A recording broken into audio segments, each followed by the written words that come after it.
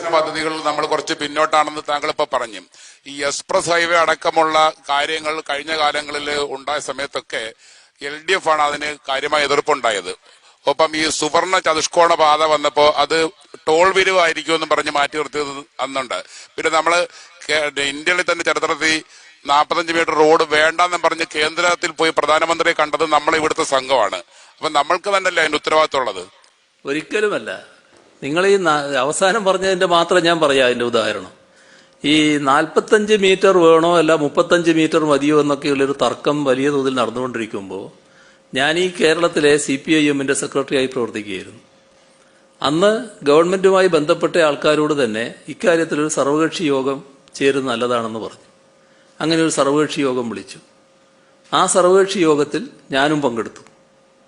അവിടെ 45 മീറ്റർ എന്നത് ഒരു കാരണവശാലും ഒഴിവാക്കാൻ പറ്റില്ല എന്ന നിലപാട് പരസ്യമായി തന്നെ സ്വീകരിച്ചു.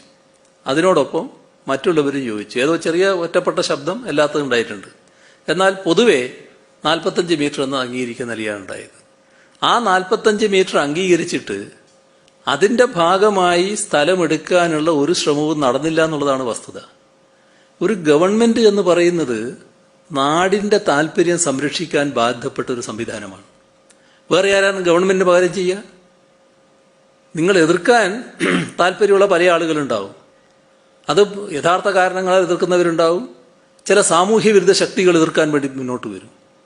അവർ പ്രേരിപ്പിച്ച് നിരപരാധികളെ, നിർദോഷികളെ എതിർപ്പിന്റെ ഭാഗമാക്കി മാറ്റുകയും ചെയ്യും ചിലപ്പോൾ.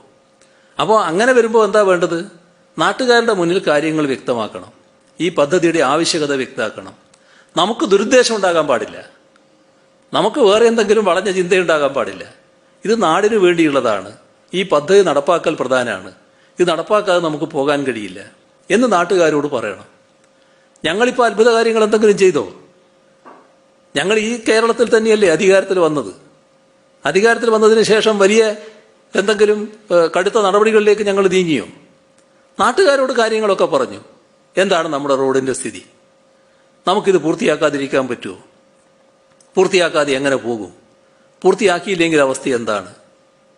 അത് നാട്ടുകാർക്ക് ബോധ്യമായി. സ്വാഭാവികമായും സ്ഥലം വിട്ടുകൊടുക്കേണ്ട ആളുകൾക്ക് നമ്മുടെ ഇതുപോലുള്ളൊരു സംസ്ഥാനത്ത് സ്ഥലത്തിന് വലിയ വിലയാണല്ലോ. അവർക്ക് സ്വാഭാവികമായും പ്രയാസം ഉണ്ടാവും. ആ പ്രയാസം നമ്മൾ മനസ്സിലാക്കുന്നു. എന്ത് ചെയ്യണം? അതിനുതകുന്ന നഷ്ടപരിഹാരം നൽകണം. മറ്റു വഴിയില്ല. നിങ്ങളെ ഉപദ്രവിക്കാൻ വേണ്ടിയല്ല, വേറെ വഴിയില്ലാത്തതുകൊണ്ട് ചെയ്യുകയാണ് എന്ന് അവരെ ബോധ്യപ്പെടുത്തണം. അവർക്ക് ബോധ്യമായി. അങ്ങനെ അവർ സഹകരിക്കാൻ തയ്യാറായി. അങ്ങനെയല്ലേ ഇത് നടപ്പായത്? ഇത് ഈ കാര്യം മാത്രമാണോ? ഇപ്പോൾ ഇവിടുന്ന് വിട്ടുപോയത് ദേശീയപാത അതോറിറ്റി മാത്രമല്ലല്ലോ.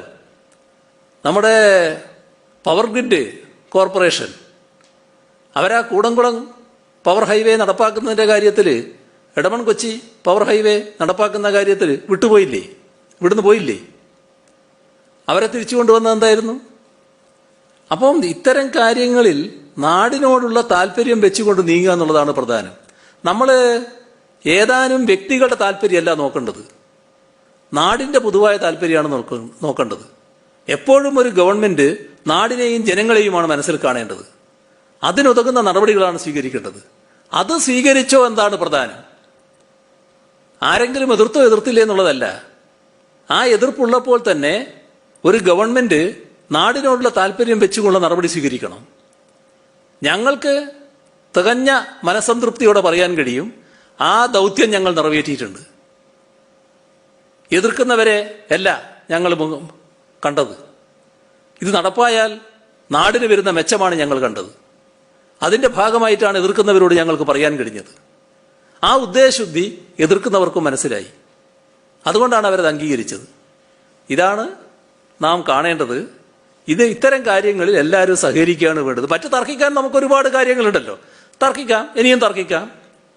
ഏതെല്ലാം തരത്തിലുള്ള ഇല്ലാ കഥകൾ തന്നെ പ്രചരിപ്പിക്കാൻ ശ്രമിക്കുന്നുണ്ട്. അത്തരം കാര്യങ്ങൾ ഇനിയും നടക്കാം. പക്ഷെ ഇതുപോലുള്ള കാര്യങ്ങളിൽ നമുക്ക് ഒന്നിച്ചു നിൽക്കാൻ കഴിയണം. നിങ്ങൾക്കും കഴിയണം, നിങ്ങളുടെ സ്ഥാപനങ്ങൾക്കും കഴിയണം. അതാണ് എനിക്ക് പൊതുവെ അഭ്യർത്ഥിക്കാനുള്ളത്.